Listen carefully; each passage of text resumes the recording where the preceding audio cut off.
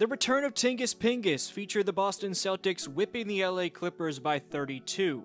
It was the second night of a back-to-back for the Celtics after beating the Timberwolves an evening prior, so while the return of KP was surprising, it came at an ideal time. However, the rest of the C's aside from Porzingis looked anything but tired. No Celtics scored more than 20, with Tatum and Pritchard leading the way as fast PP was a game-high plus 30, but 7 Celtics in Jason, Payton, Derek White, Jaylen Brown, Kristaps, Damiush Queta, and Sam Hauser scored at least 9. Scoring a ridiculous 51 points in the second frame, the Celtics both tied the NBA record for three-pointers made in a quarter and scored the most points by a team in a quarter this season. The 51 were also the third most points scored in a quarter of all time.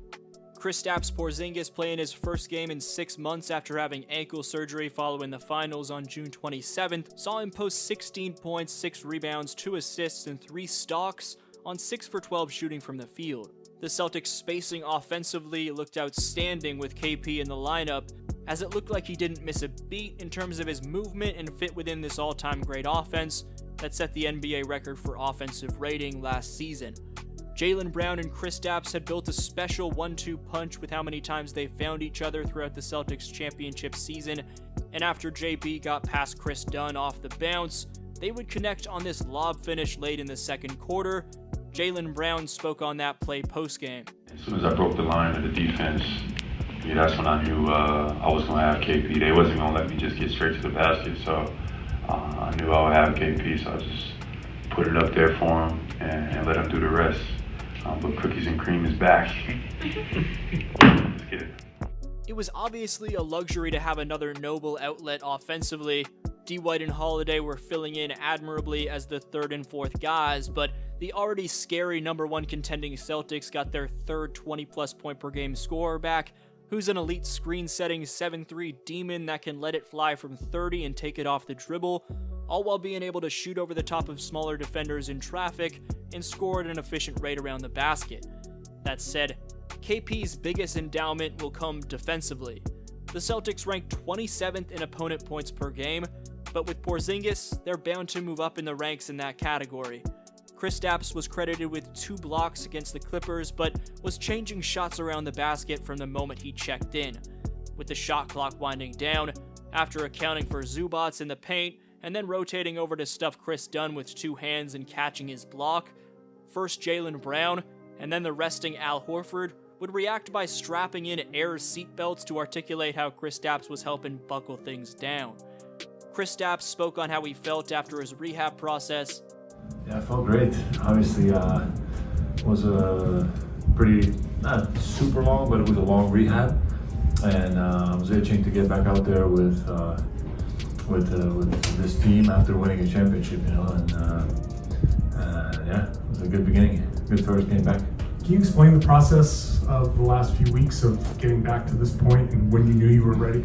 Yeah, honestly, I started to feel pretty good, I would say almost a month ago, I would say the whole rehab I was ahead of it all the time. I was itching to do more, start more, sprints, this, contact, one-on-one.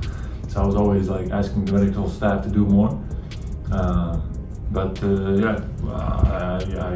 was still smart, and we completed all the stages to get to this point. And I told them once if you guys give me the green light and I can start playing, I want to do it as soon as possible. So that was it. And got here maybe even a month early, and it's good to be back out there. Honestly, for me at least, it felt like nothing. It's just boom, I'm back in the lineup, and I think it was already a pretty smooth transition last season when I started playing for the first time, and then once we found a little bit of rhythm, like figure out each other's games and stuff, it's been very natural. Even with me, let's say not playing back to backs, guys know my game now, and even me being out now for a little bit, beginning of the season, it was very natural for me to be back out in the starting lineup, and that's it pretty much. Before Porzingis' return, Jason Tatum spoke on Kristaps nearing it. saying, "You saw it last year. It's like having a cheat code."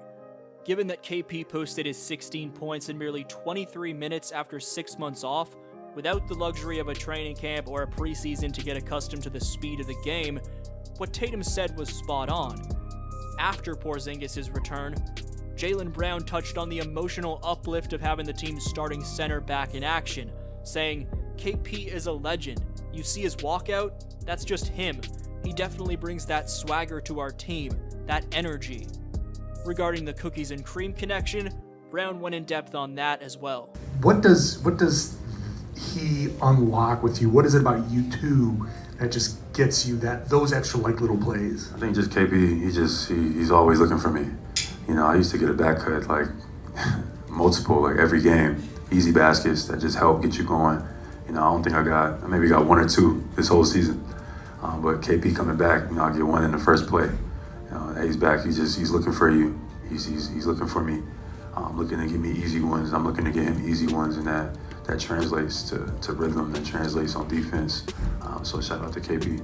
One of the men who was most responsible for helping the Celtics to a 14-3 record prior to the return of Kristaps Porzingis, and who didn't get enough credit for what he did, was Neemias Queta. Leading up to Monday night, Nemi had posted 5 outings where he'd recorded double-figure scoring. Queta's averaging a block per game on the season, but in the month of November specifically, he's averaging 1.3 blocks, which was number 1 on the Celtics prior to KP's return. We've talked about Nemi drawing comparisons to Robert Williams III, and that seems to be lining up like a decent comp, because on Monday, Queta became just the second NBA bench player in the last 7 seasons to have posted at least 12 points, 9 rebounds, 4 blocks, 3 assists, and 2 steals in a single game. The other was the Time Lord Robert Williams in 2021. Staying with the bench unit, and the primary reserve in 6th man Peyton Pritchard is strengthening his case for 6th man of the year. Fast PP continues to light it up in a hurry, as it seems whenever he throws up a shot, no matter from how far out, and no matter how contested it is, it seems to be falling through. If he was on another team, Pritchard could easily be a number 1 option, that's how good he is. But the fact that he's not even a starter on this likely back-to-back championship attack is just bewildering and helps articulate how deadly Boston really is. Against the Clippers, Pritchard posted his 5th 20-plus point game of the season, which is tied with Buddy Hield for the most off the pine in the association. What's the deadliest aspect of Kristaps returning to this powerhouse in your opinion? Let me know down below. This was your boy D Flow, and I'll see you next video.